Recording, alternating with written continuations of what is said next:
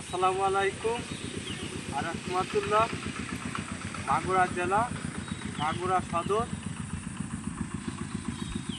কুচিয়ামুড়া union, ৮ নং word, Gangni নতুন গ্রামের থেকে আমি একটি ভিডিও ছাড়ছিলাম।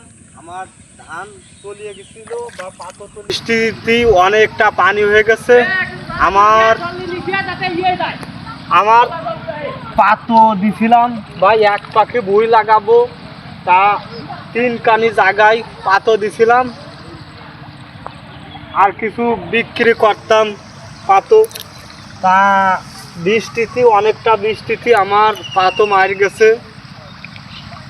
আর কার কার মার গেছে তা তো জানি না, আমার তো মাথায় বাড়ি হয়ে গেছে।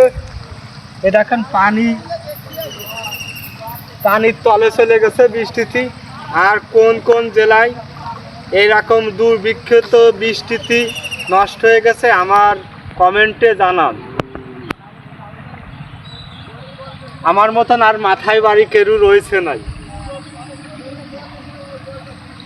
আমার তো অনেকটা মাথায় বাড়ি হয়ে গেছে। এখন আমার পাটও জাগ হয়নি, আর পাট কাটতি রয়েছে, কাটে ধান লাগাবো। পাতও দিছিলাম 3 কানি জায়গায়, এক পাখি বই দেওয়ারবো, আরও কিছু বিক্রি করে জনের দাম দিতাম।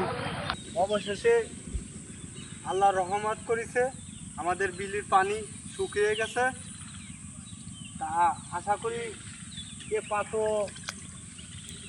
দিয়ে কাজ ধান লাগানো যাবে না বা কাজ করা যাবে না। দেখি আবার পাতো ছাড়া যায় নাকি, না এই পাতোই হতে পারে। ওকে।